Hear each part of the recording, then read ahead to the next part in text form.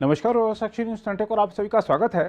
PDP अध्यक्ष महबूबा मुफ्ती ने जम्मू कश्मीर में चल रहे अतिक्रमण रोधी अभियान की आलोचना करते हुए बीजेपी के नेतृत्व वाली केंद्र सरकार पर बेरोजगारी और अडानी विवाद जैसे अहम मुद्दों से देश का ध्यान हटाने के लिए जम्मू कश्मीर का इस्तेमाल करने का आरोप लगाया है। महबूबा ने संवाददाताओं से कहा, अडानी मुद्दे और इससे देश की अर्थव्यवस्था को हुए नुकसान से ध्यान हटाने के लिए बीजेपी को जम्मू कश्मीर से बेहतर कुछ नहीं मिलता, इसलिए यहां अतिक्रमण रोधी अभियान चलाया जा रहा है। उन्होंने अतिक्रमण रोधी अभियान पर कहा कि बीजेपी पहले जम्मू कश्मीर के लोगों को देशद्रोही करार देती थी, लेकिन अब उन पर अतिक्रमणकारियों के रूप में ठप्पा करना शुरू कर दिया है।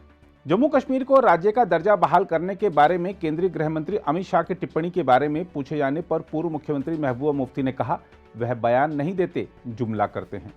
महबूबा मुफ्ती ने केंद्रीय गृह मंत्री अमित शाह पर निशाना साधते हुए कहा कि स्वतंत्र भारत के इतिहास में अमित शाह पहले गृह मंत्री हैं जिन्होंने एक राज्य को केंद्र शासित प्रदेश में बदल दिया।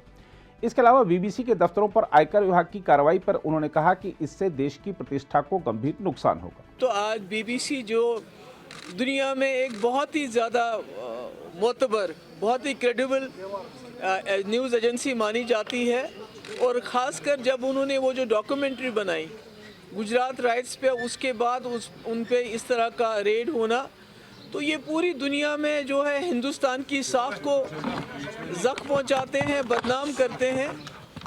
और साथ ही में ये जो बीजेपी वाले विश्व गुरु की बात करते हैं, तो वो एक्सपोज हो जाता है कि हमारे मुल्क, जिसको मदर ऑफ डेमोक्रेसीज कहा जाता है, वो कहाँ पर है इस वक्त। कि यहाँ जो भी हिज़्ब मुखालिफ आवाज़ उठाता है, चाहे वो जर्नलिस्ट हो, एक्टिविस्ट हो, पॉलिटिशियन हो, उसके साथ क्या सलूक किया जाता है। एक गुंडागर्दी का माहौल है।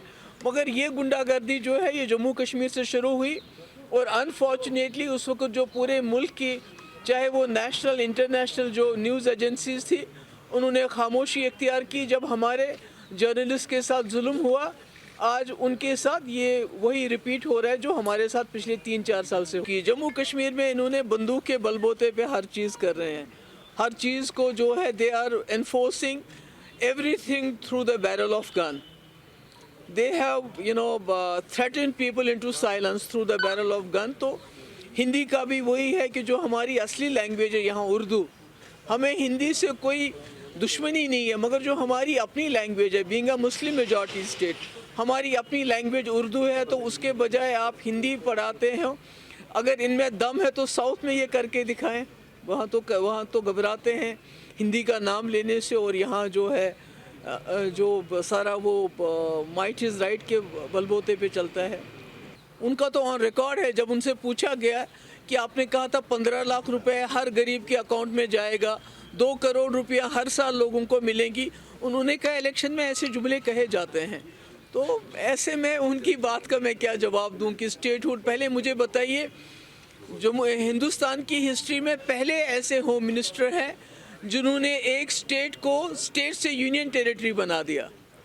और अब वो इस बात को डाइवर्ट करने के लिए जो इस वक्त अडानी का मसला है, बाकी मसले हैं, जो उन्होंने फ्रॉड किए हैं, जो उन्होंने पूरे मुल्क के बैंकों को लूट के पूरे मुल्क की इकॉनमी को इस वक्त पुट एट स्टेक है, उसका दिवालिया निकालने की उस पे राह पे हैं। तो उन सब चीज़ों से अटेंशन डाइवर्ट करने के लिए उनको जम्मू कश्मीर से अच्छी कोई जगह ही नहीं मिल सकती है कि जब भी अटेंशन डाइवर्ट करना हो तो जम्मू कश्मीर में कुछ ना कुछ करो, जैसे डेमोलिशन ड्राइव चल रही है। तो मेरा तो ये भी कहना है अपने लोगों से कि जम्मू कश्मीर की ज़मीन जम्मू कश्मीर के लोगों की है। मैं जम्मू कश्मीर के लोगों को ये बताना चाहती हूँ, अपनी ज़मीन का कंट्रोल ले लो अपने हाथों में। चाहे वो हमारी मोहल्ला कमेटीज़ हैं, चाहे हमारी पंचायतें हैं, चाहे दूसरे हैं, अपनी ज़मीन के यहाँ की ज़मीन के मालिक यहाँ के लोग हैं। नहीं, ये तो एलजी, मैं तो वही कह रही हूँ कि यहाँ तो अंधा कानून, यहाँ तो कॉन्स्टिट्यूशन की बालादस्ती ही नहीं है, यहाँ तो कोई कानून ही नहीं चलता है। आज तो बैंक्स ने भी शुरू कर दिया, अभी तो डिमोलिशन ड्राइव, ऑलरेडी गरीबों के घर तोड़े जा रहे हैं, उनके दुकानें तोड़ी जा रही हैं, सब कुछ बर्बाद हो रहा है। और यहाँ से बैंक्स ने भी शुरू कर दिया है लोगों को नोटिस भेजना कि जो प्रॉपर्टी मॉर्गेज में है उसके बारे में आप हमारे साथ फैसला करो, या पूरा पैसा दो, या हम आपका जो है मकान वगैरह ले लेंगे। ये तो एक बाज़ाब्ता एक एजेंडे के तहत किया जा रहा है, ताकि जम्मू कश्मीर के लोगों को इतना तंग किया जाए, उनको इतना सताया जाए कि उनके पास और कुछ सोचने के लिए वक्त ही नहीं रहे। मगर उनको ये समझना चाहिए कि एक सेंटिमेंट है जम्मू कश्मीर में, जो रेजोल्यूशन ऑफ कश्मीर प्रॉब्लम चाहता है, जो चाहता है कि हम इस मुल्क के साथ बराबरी के लेवल पे रहें, पार्टनर्स की तरह रहें, गुलामों की तरह नहीं रहे। तो उस सेंटिमेंट को आप जेल में नहीं डाल सकते। हमारे नौजवान हज़ारों के तादाद में इस वक्त बाहर के जेलों में हैं, जिनको वहाँ जो हालात है, मैंने कईयों से मेरी बात हुई, उन्होंने कहा हमें नमक और चपाती दी जाती है खाने के लिए, कोई उनका घर वाला इतनी दूर जा नहीं सकता है मिलने के लिए, कोई वकालत की बात तो बहुत दूर की बात है। अभी खुद हमारे चीफ जस्टिस ऑफ इंडिया ने कहा कि छोटी अदालतें तो ज़मानत देने से भी डरती है। आम जो केसेस है, अब जब कश्मीरियों के केसेस हैं तो उसमें तो ज़मानत भी नहीं होती है।